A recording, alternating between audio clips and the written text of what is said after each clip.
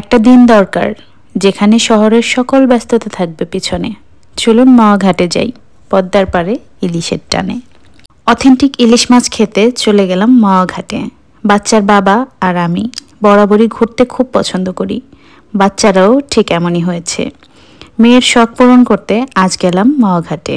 এখন বাজে প্রায় রাত 11টা। বাবুর বাবার অফিস থেকে আসতে একটু দেরি হয়েছিল, দ্যাটস ওয়াই আমাদের বের হতেও দেরি হয়েছে। তবে মাওয়া ঘাটের ইলিশ, মাওয়া ঘাটে যাওয়া এবং রাত, এই তিনটা যেন একে অপরের সাথে জুড়ে আছে। যত রাতেই যাই না কেন ওখানে কিন্তু আমার বেশ মজাই লাগে। যাই হোক, কথা বলতে বলতে তাইবা তামজিদের দুষ্টুমি দেখতে দেখতে অনেকটা রাস্তা আমি চলে এসেছি। আর মেয়ের চোখে হালকা একটু ঘুম লেগে এসেছে, এদিকে তাইবার বাবা ঘুমিয়ে গিয়েছে। আমি ভাবলাম যেহেতু ওরা তিনজনই প্রায় ঘুম ঘুম চোখ নিয়ে বসে আছে, ঘুমিয়ে যাবে, আমি একটু লাইভটা করে ফেলি। আর বসে বসে লাইভ করছিলাম। লাইভ করতে করতে আমি পৌঁছেও গিয়েছি। আর যতবারই আমরা মাওয়া ঘাটে গিয়েছি সবসময় শখের হাঁড়িতেই খাওয়া হয়েছে। এবার নিয়ে সম্ভবত আমার 5বারের মতো শখের হাঁড়িতে যাওয়া। আর যেই প্রথমে এইখানটায় একটু ছবি না তুললে কেমন যেন একটা লাগে। আমি আর মেয়ে এখানে দাঁড়িয়ে দাঁড়িয়ে একটু ফটোশ্যুট করছিলাম।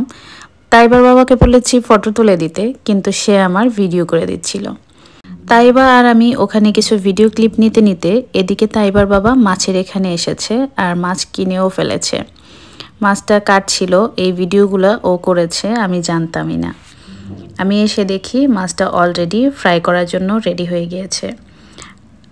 আমি চুলার কাছাকাছি যেয়ে দেখি অন্য কারোর জন্য ফ্রাই করা হচ্ছে আর আমাদেরগুলা একদম রেডি সামনেই রাখা আছে। ওদেরগুলা চুলা থেকে নামানো হলেই আমাদেরগুলা ফ্রাই করবে। আমি বললাম আমাদের মাছটা আমি নিজেই ফ্রাই করতে চাই।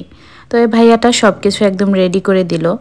তাওয়াটা খুব ভালো মতো পরিষ্কার করে দিয়েছে। আর এটা যখন একদম শুকিয়ে গেছে তখন তেলটা আমি নিজেই ঢেলে নিচ্ছিলাম।